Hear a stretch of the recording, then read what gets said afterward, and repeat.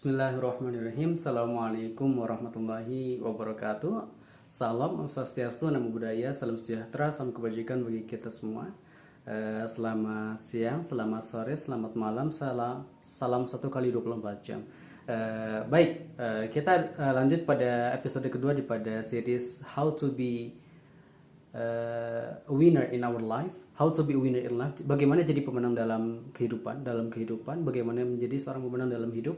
Nah, ini adalah episode keduanya. Bagi teman-teman yang belum lihat episode pertamanya, langsung saja di pause videonya, langsung go to the before video, jadi previous video. Jadi lihat dulu episode pertamanya.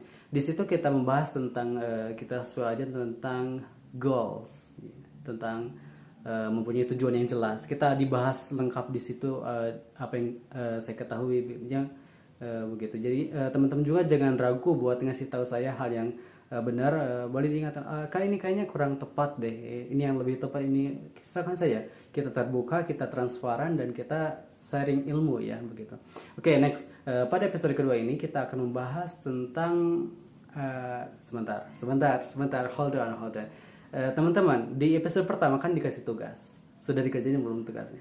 Jadi tugasnya adalah membuat, nanti ya kalian ada kan di sana, tugasnya membuat 100 dreams, 100 goals, 100 tujuan yang jelas. Ada bagi 3 segmen ya. Short term, jadi goalnya jangka dekat, mid term, jangka menengah, dan long term, jadi jangka jauh ya, 5 tahun begitu.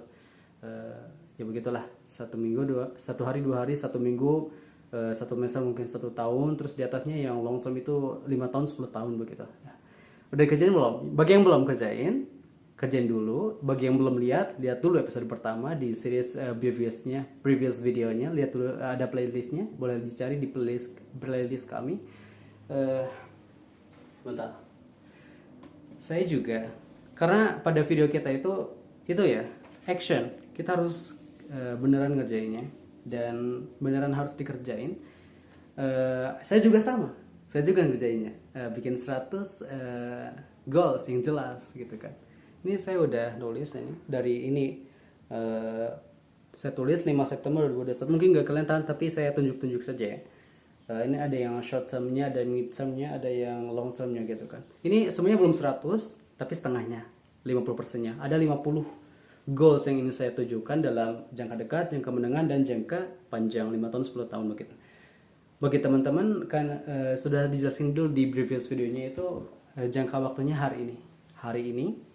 Bagi teman-teman yang nonton hari ini, bagi teman-teman juga yang nonton di waktu teman-teman nonton pada hari tersebut, tenggat waktunya.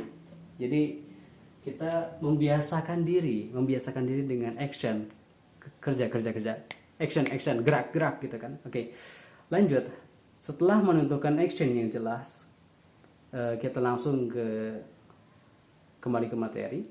Kita akan membahas tentang segmen kedua daripada How to be a winner in life. Bagaimana menjadi seorang pemenang dalam kehidupan. Yang kedua, kemarin pertama goals. Yang kedua sekarang ini adalah mempunyai alasan yang sangat kuat.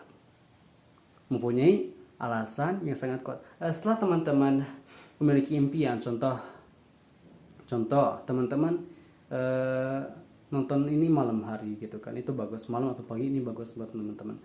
Nonton malam hari, oh ini kayaknya saya besok pengen bangun jam 3 nih gitu kan. Teman-teman udah punya goalsnya, tujuannya ada gitu kan. Nah selanjutnya, setelah tujuan, teman-teman harus memiliki alasan yang kuat. Contoh, kita memasukkan alasan yang sangat kuat. Contoh ya, besok saya akan harus bangun jam 3 pagi. Kenapa? Karena dengan bangun jam 3 pagi, saya bisa mengawali hari lebih awal daripada yang lain. Saya bisa mempersiapkan hari itu dengan lebih baik. Saya ingin nugas, saya ingin kerja, saya ingin apapun kegiatan pada hari itu, saya memulainya dengan lebih awal, begitu. Dan saya pasti akan menjadi seorang yang sukses. Dan itu alasan yang kuat juga ternyata. Dengan alasan tersebut, teman-teman harus mengikutinya dengan action. Kembali lagi pada action, kerja, action, gerak gitu kan. Bagaimana geraknya? Jangan cuma bullshit atau ngomong doang gitu kan, omong kosong, nggak boleh. Kita harus gerak, action, kita ngebahas, kita diskusikan, kita action juga. Teman-teman harus action, saya juga action, teman-teman juga action. Oke? Oke, Via. Begitu. Jadi harus ada alasan yang jelas, alasan yang sangat kuat gitu kan. Dengan contohnya tadi, teman-teman besok pengen bangun jam 3 biar bisa kerja lebih awal, biar bisa nugas lebih awal, biar bisa aktivitas apapun itu mengawalinya dengan awal. Jadi teman-teman tidak kesiangan, teman-teman tidak terburu-buru. Contoh kan orang kesiangan terburu-buru itu jadinya persiapannya tidak efektif begitu kan. Begitu. Pokoknya banyak deh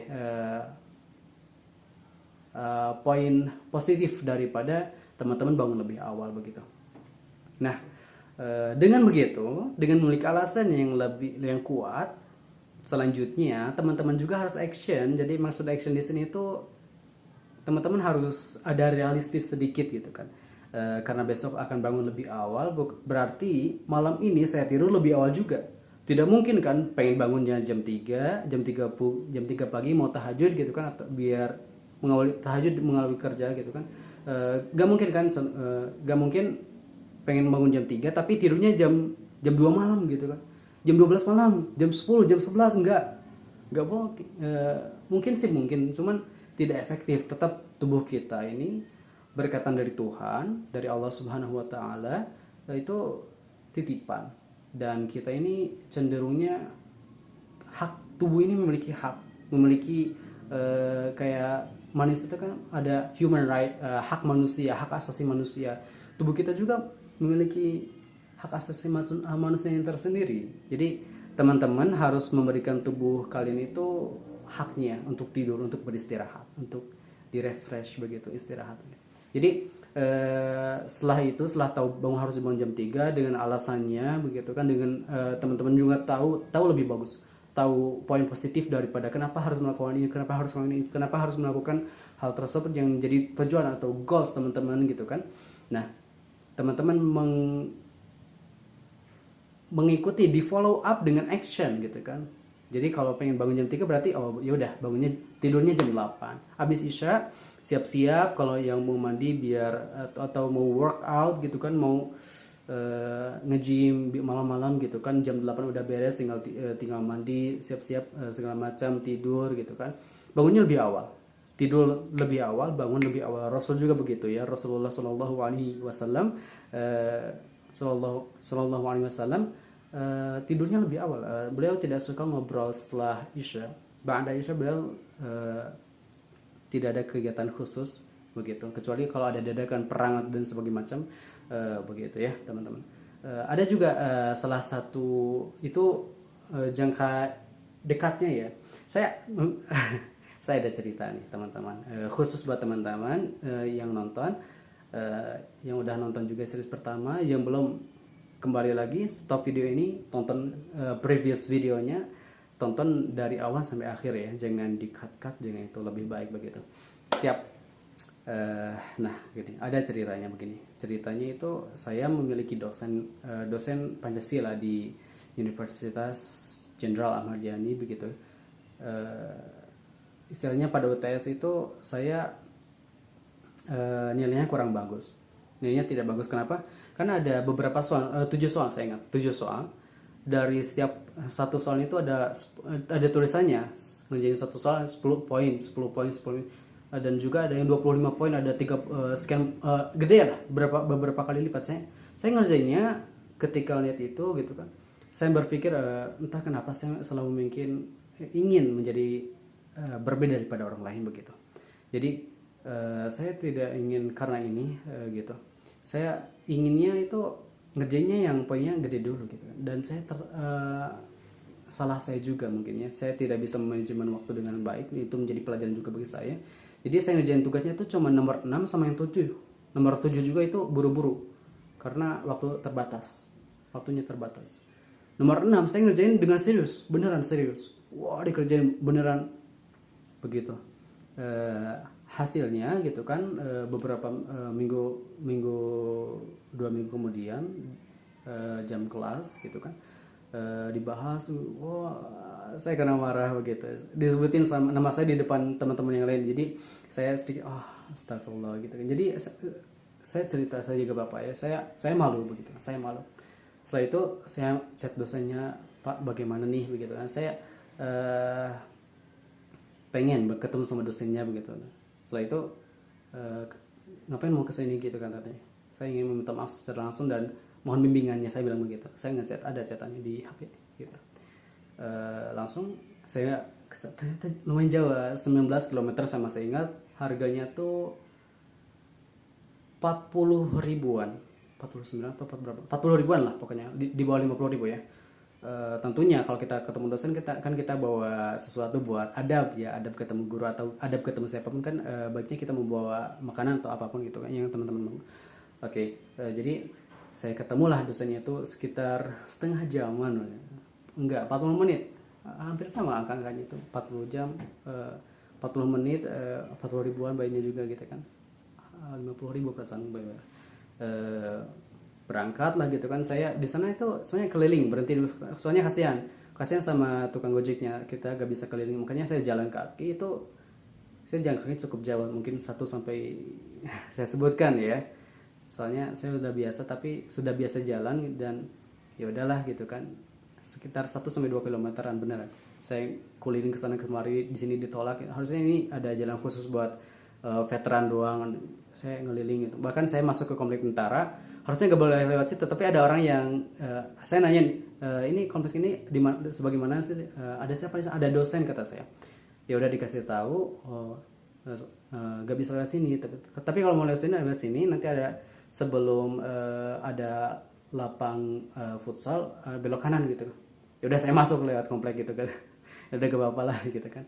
Nanti cari aja pos 3 katanya. Ya udah ke pos 3 dan sampailah saya ketemu dengan dosen. Di sana saya dimarahin gitu. Kenapa begini? Ya udah saya sebutkan alasan yang perlu saya ucapkan. Saya tidak mengatakan hal yang tidak perlu gitu kan. Jadi cerita saya itu, wah itu sebenarnya saya datang itu dengan hati yang bagaimana gitu kan, tapi orang-orang semuanya, mahasiswa itu menganggapnya beliau adalah orang yang killer, dosen yang tegas bagaimana gitu. Oke lah gitu kan, ada rumor-rumor yang tidak baik dan sebagainya gitu kan. Usahakan kalau teman-teman ada hal seperti itu, jangan ikut menambah-nambahkan kesalahan, menambah-nambahkan cerita yang tidak baik kepada dosen, apalagi guru sendiri gak boleh ya. Dan saya juga jujur tidak suka begituan, dan jangan teman.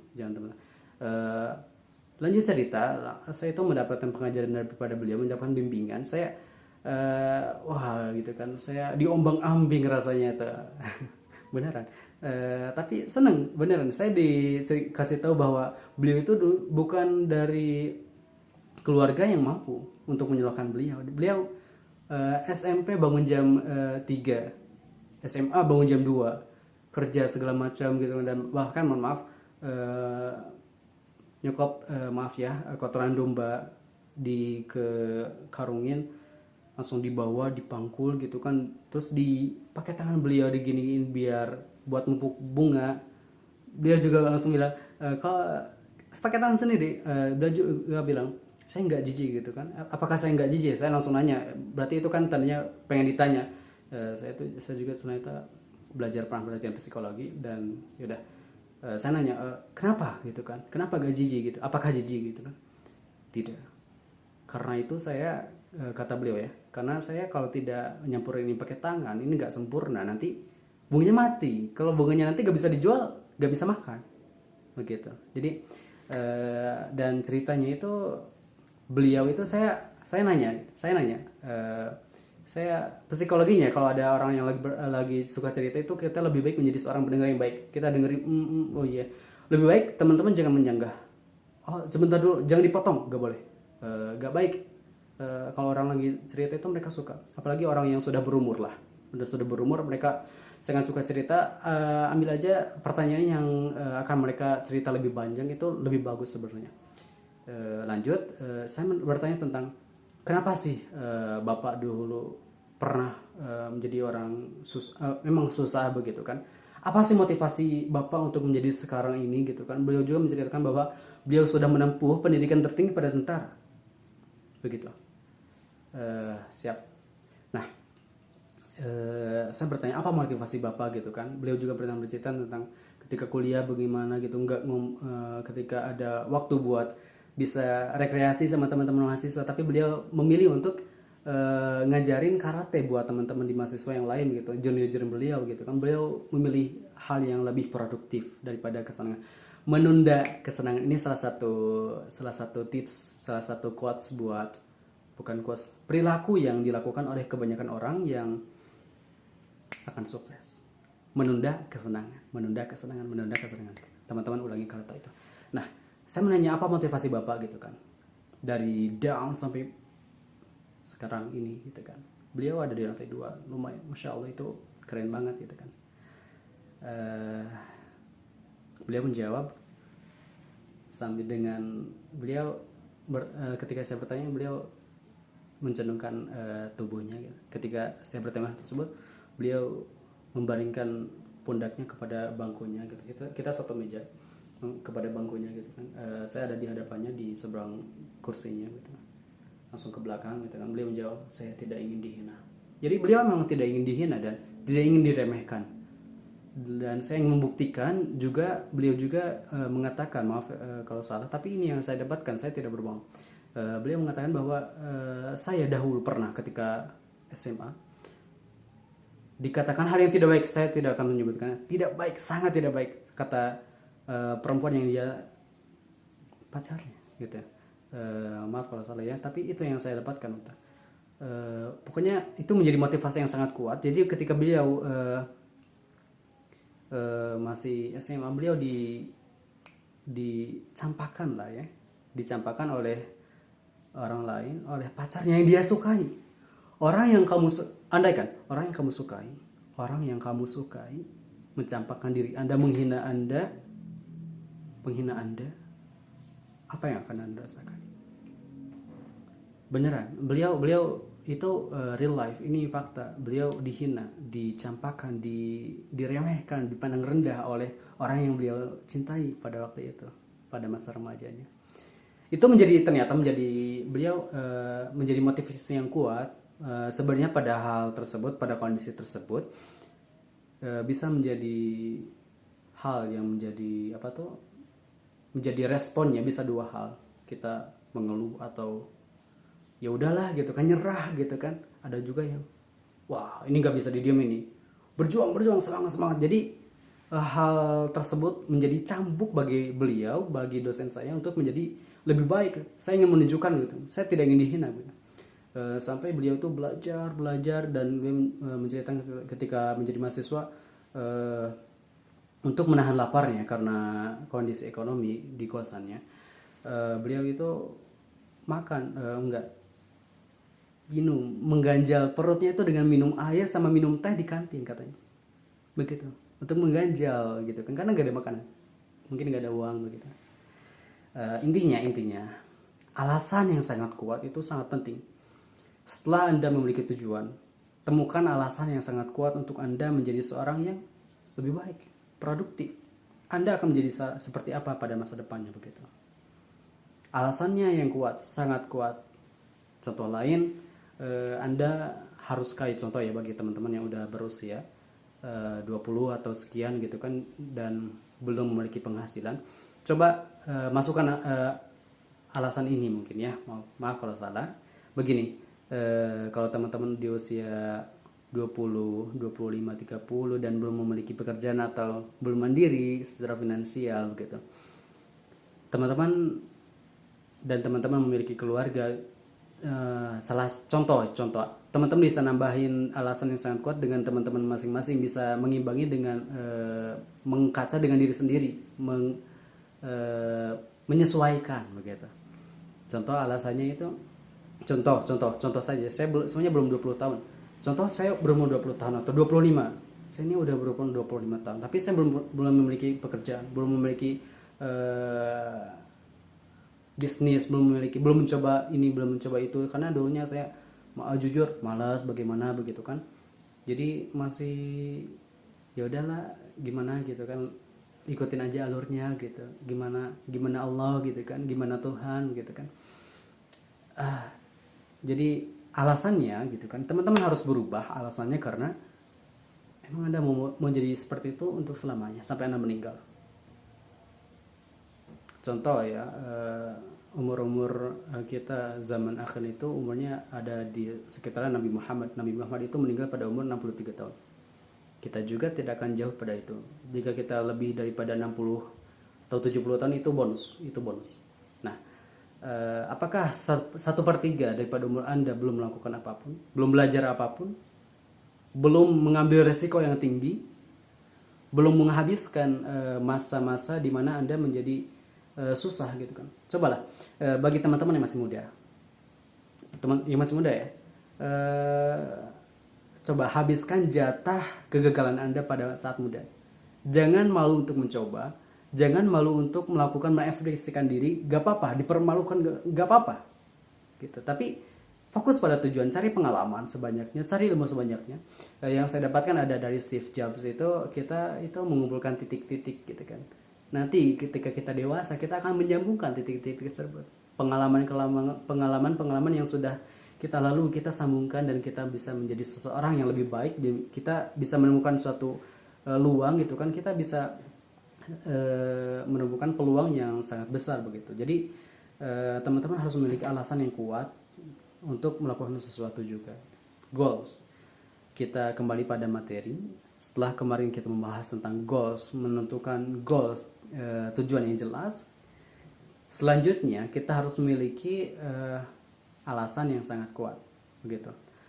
Alasan yang sangat kuat. Apakah Anda sudah memiliki goals dan tujuan? Lalu saya tanyakan lagi, apakah Anda sudah memiliki alasan yang sangat kuat? Untuk apa Anda bekerja? Untuk apa Anda sekolah? Untuk apa Anda belajar di fakultas, di universitas? Apakah hanya mengikuti alur dengan teman-teman yang lainnya agar tidak malu dan tidak dikatakan pengangguran dan selain sebagainya? Tentunya tidak. Teman-teman harus memiliki tujuan yang jelas, dan teman-teman juga harus memiliki alasan yang sangat kuat. Jika alasan ini, jika Anda melakukannya, Anda akan mendapatkan sesuatu yang sangat luar biasa. Dan jika Anda tidak melakukannya, Anda akan menjadi sangat down. Anda menjadi sampah, menjadi sampah masyarakat dan lain sebagainya. Maaf ya kata-kata saya. Jadi temukanlah gitu. Contoh terakhir ya. Saya harus menjadi seorang yang kaya pada 3 tahun ke depan. Alasannya kenapa? Dengan kaya saya bisa bangun rumah. Dengan kaya saya bisa sedekah lebih banyak. Dengan kaya saya bisa memberi orang lain makanan, fasilitas yang lebih baik. Dengan kaya saya bisa membangun masjid dan lain sebagainya. Banyak hal yang bisa lakukan jika saya kaya. Jika saya tidak kaya, saya akan menjadi beban orang tua. Jika saya tidak kaya, saya mungkin hanya akan menyalahkan orang-orang sekitar saya, menyalahkan keadaan. Oh, ini saya tidak kaya karena saya miskin, karena terlahir miskin. Mungkin karena pemerintahnya nih gitu, karena presidennya nih gak bener, karena oh ini ada korupsi. Memang korupsi memang salah. Tapi apakah menyalahkannya menjadikan tameng untuk diri Anda menjadi tidak sukses? Tentu tidak. You have everything you need to be success. I believe in that. Jadi teman-teman semuanya, saya yakin teman-teman semuanya memiliki semua hal. Teman-teman ini memiliki semua hal, semuanya untuk menjadi seorang yang sukses. Begitu. Ada juga kata-kata dari Bong Chandra. Maaf kalau saya, tapi ini baik ya. Gitu. Kata-katanya gini. Tuhan itu maha adil, benar. Tuhan itu adil kepada manusia. Rezekinya itu sama kepada Tuhan memberikan rezeki sama kepada orang yang malas dan orang yang rajin. Tetapi orang yang rajin sering menyelip orang-orang yang malas. Mungkin kata-katanya emang tidak sesuai ya, tidak pas gitu kan. Tapi poinnya sama. Jadi kenapa kita malas? Tundalah kesenangan, teman-teman. Kita bersama ya. Untuk saya juga sama. Tunda kesenangan, kita menuju kesuksesan bersama. Baik, terima kasih. Assalamualaikum warahmatullahi wabarakatuh. Salam sejahtera. Aman sekian.